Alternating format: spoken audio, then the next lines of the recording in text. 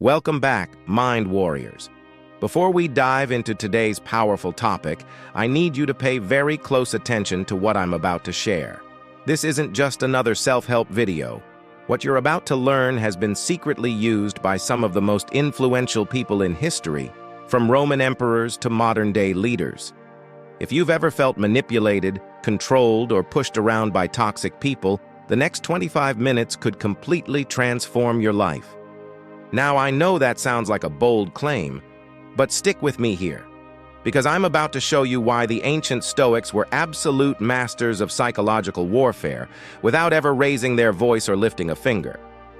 What I'm about to share with you is so powerful that you might need to watch this video multiple times to fully grasp its depth. You see, while everyone else out there is busy learning manipulation tactics, psychological tricks, and ways to control others, they're all missing the most powerful tool of all: genuine indifference.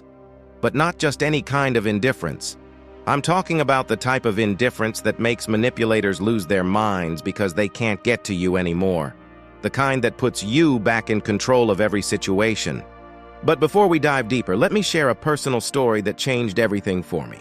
3 years ago, I was working at a prestigious firm, and there was this colleague. Let's call him Michael. Michael was what you'd call a master manipulator. He had this uncanny ability to play mind games that would leave you questioning your own sanity. Passive-aggressive comments in meetings, subtle put-downs in front of clients, orchestrating office politics, you name it, he did it. I tried everything conventional wisdom suggested, confronting him directly, reporting to HR, killing him with kindness, even trying to beat him at his own game. Nothing worked. If anything, it made things worse. Each day felt like psychological warfare, and I was losing badly.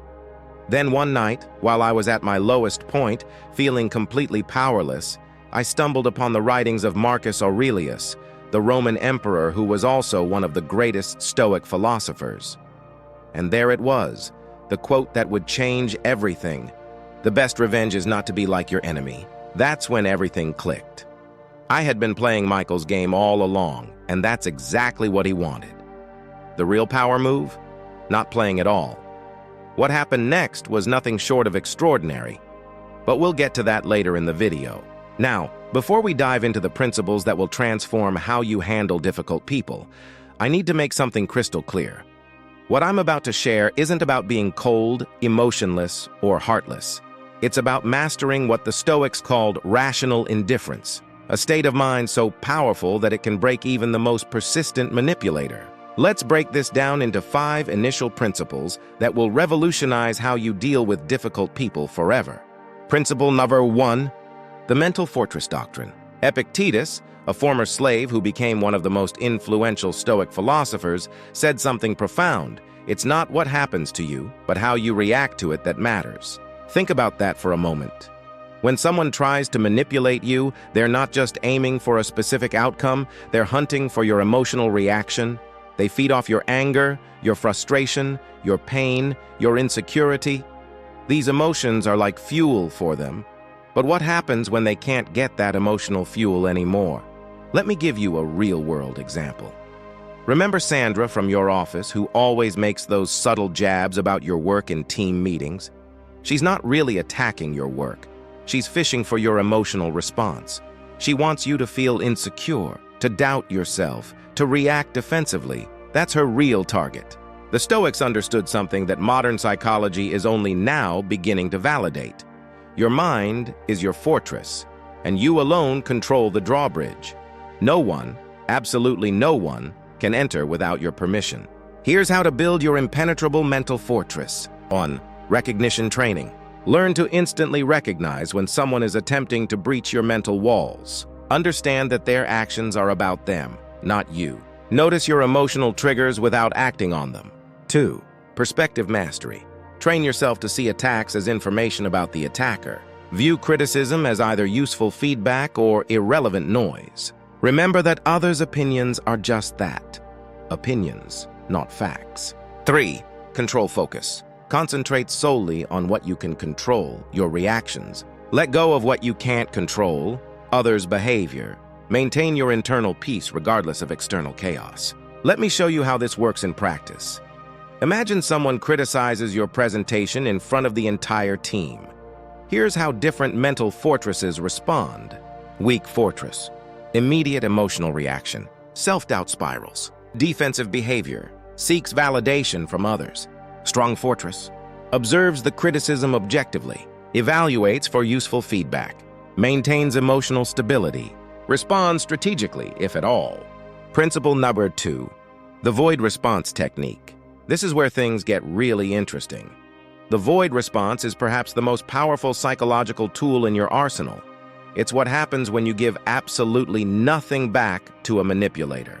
Seneca, one of the wealthiest and most influential Stoics, wrote, "The greatest power we have is the power of indifference." When someone tries to provoke you, they're expecting one of two things. 1. Submission, you back down, they win. 2. Resistance, you fight back, they still win because they got a reaction. But what happens when you give them nothing? No anger, no hurt, no reaction at all? They face the void. And let me tell you something fascinating about human psychology. Nothing drives a manipulator crazier than the void. Let's break down a real-world example. Manipulator, I noticed you're always the last one to finish your projects. Maybe this job is too challenging for you. Weak response? Actually, I complete everything on time. You're just trying to make me look bad. This shows they got to you. Void response? Calm smile. Interesting perspective. Continue working. The void response is like throwing a punch at a hologram. Their energy goes right through you and returns to them. But here's the key. It must be genuine. You can't fake the void. How to master the void response. 1. Practice emotional non-reactivity. 2. Develop comfortable silence. 3. Master minimal acknowledgement responses. 4. Stay relaxed in your body language. 5. Maintain eye contact without aggression. Principle number 3. Strategic detachment protocol. Marcus Aurelius wrote something so powerful in his private journals that it's almost shocking. Choose not to be harmed, and you won't feel harmed. Don't feel harmed, and you haven't been. This isn't just ancient wisdom. It's practical psychology that's been validated by modern research on emotional regulation and cognitive behavioral therapy. When you consciously detach from outcomes that others try to control, you activate the prefrontal cortex, the rational part of your brain, while dampening the amygdala, the emotional center. This gives you something invaluable: complete emotional freedom. Here's what strategic detachment looks like in practice. Scenario 1, public criticism. Amateur response, immediate defense or counterattack. Detached response, your perspective is noted. Scenario 2, gossip and rumors. Amateur response, anxiety and damage control. Detached response, people will believe what they choose to believe. Scenario 3, personal attacks. Amateur response, emotional hurt and retaliation. Detached response, I appreciate your input. But here's what most people get wrong about detachment. It's not about being cold or unfeeling. It's about choosing where to invest your emotional energy. The 4 levels of detachment. 1. Physical, maintaining comfortable distance. 2. Emotional, internal peace, regardless of external chaos. 3. Mental, objective observation without judgment. 4. Spiritual, understanding the impermanence of all situations. Principle number 4. The mirror effect mastery. Now we're entering advanced territory. When you maintain true indifference, something fascinating happens. The manipulator starts to crumble. This is what I call the mirror effect, and it's based on a profound psychological principle. Zeno of Citium, the founder of Stoicism, taught that man conquers the world by conquering himself. When you maintain genuine indifference, you become like a mirror, reflecting the manipulator's toxic behavior back at them. They're forced to face their own tactics, and this creates what psychologists call cognitive dissonance. Here's what typically happens. 1. Initial confusion. They can't understand why their usual tactics aren't working. 2. Escalation. They try harder, making their manipulation more obvious to others. 3. Self-exposure. Their increasingly desperate attempts reveal their true nature. 4. Resolution. They either change their behavior, remove themselves from your life, expose themselves to others. Principle number 5. The power of strategic silence. Silence is the ultimate weapon of power. While this quote isn't from a Stoic philosopher, it perfectly aligns with their teachings about self-control and inner strength. Epictetus advised, "If you want to improve, be content to be thought foolish and stupid." In our hyper-connected world, we've forgotten something crucial: the immense power of silence. We feel this constant pressure to respond, to defend, to explain ourselves. But what if I told you that strategic silence is more powerful than any words you could possibly speak? The psychology of silence. 1. Creates uncertainty. Manipulators can't plan their next move, forces them to fill the void. Creates psychological pressure. 2. Preserves energy. No emotional energy wasted. Mental resources preserved. Inner peace maintained. 3. Builds mystery. Others can't predict your thoughts. Increases your perceived power. Creates natural authority. 4. Forces reflection.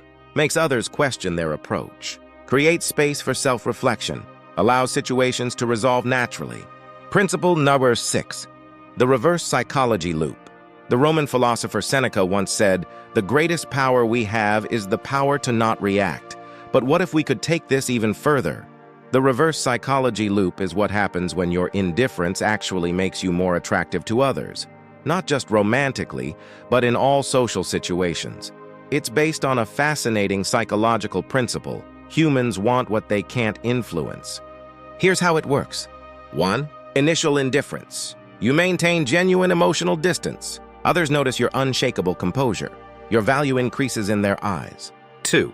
Attraction phase. People become intrigued by your self-containment. They try harder to get your attention. Your power grows with each non-reaction. 3. Investment shift. Others begin investing more in the relationship. They work to prove their worth to you. The power dynamic completely reverses. Let me share a fascinating example from my corporate experience. There was this senior executive who was known for playing favorites and creating competition among team members. Everyone would bend over backward trying to impress him, except for one person, Sarah. Sarah wasn't rude or disrespectful. She was just indifferent. She did her job excellently, but never played the political game. Guess what happened? Within 6 months, she was the executive's most trusted advisor. Why? Because she was the only one he couldn't manipulate. Principle number 7. Emotional Aikido. Just as Aikido uses an attacker's energy against them, emotional Aikido uses a manipulator's psychological energy against them. This principle is perfectly captured by Marcus Aurelius's wisdom. The best revenge is to be unlike him who performed the injury. Emotional Aikido has 4 key components. 1. Recognition. Identify the emotional attack. Understand the manipulator's intended outcome. Recognize their expected reaction. 2. Redirection. Accept their energy without absorbing it. Channel it away from your emotional center. Return it through calm observation. 3. Transformation. Convert their negative energy into fuel for growth. Use their attacks as opportunities for practice. Transform conflict into inner peace. 4. Resolution. Allow the situation to resolve naturally. Maintain your center throughout. Learn from each interaction. Principle number 8. The Stoic frame control. Epictetus taught us, it's not what happens to you, but how you react to it that matters. This principle takes that wisdom and turns it into a practical framework for maintaining psychological control in any situation. The Stoic frame is your internal narrative, the story you tell yourself about what's happening. When you control this frame, you control the entire interaction. Key elements of frame control. 1. Internal narrative mastery. Choose your interpretation of events. Maintain your perspective regardless of pressure. See challenges as opportunities for growth. 2. Emotional sovereignty. Own your emotional state. Reject others' attempts to define your experience. Maintain inner peace amid chaos. 3. Response selection. Choose when and how to respond. Maintain initiative in all interactions. Direct conversations toward productive outcomes. Let's look at 3 real-world scenarios where frame control is crucial. Scenario 1. Workplace manipulation. Weak frame, they're trying to make me look bad. Strong frame. Their behavior reveals their insecurity. Scenario 2. Personal relationships. Weak frame. Why are they treating me this way? Strong frame. Their actions have no power over my peace. Scenario 3. Social pressure. Weak frame. I need their approval. Strong frame. I approve of myself. That's enough. Principle number 9. The quantum response theory. This principle might sound complex, but it's actually quite simple. In quantum physics, the observer affects the observed. In psychology, your level of engagement affects the manipulator's behavior. Zeno of Citium said, "We have 2 ears and 1 mouth, so we should listen more than we say. But sometimes, even listening is too much engagement." The quantum response has 3 levels. 1. Zero response. Complete non-engagement, used for serious manipulation attempts. Maximum psychological impact. 2. Minimal response. Acknowledgement without engagement, used for routine interactions. Maintains social harmony. 3. Selective response. Strategic engagement when beneficial, used for potential positive outcomes. Preserves relationship options. Principle Mazmer 10. The Phoenix Protocol. This final principle is named after the mythical phoenix because it represents the ultimate power of indifference, the ability to rise stronger from attempts to break you down. The Stoic philosopher Musonius Rufus taught, "It is not possible to live well today unless you treat it as your last day." The Phoenix Protocol has 4 phases. 1. Identification. Recognize toxic situations. Understand manipulation patterns. Accept the reality without emotional attachment. 2. Transformation. Convert attacks into strength. Use criticism as feedback. Transform obstacles into opportunities. 3. Elevation. Rise above the situation. Maintain higher perspective. Create positive outcomes from negativity. 4. Regeneration. Emerge stronger from each encounter.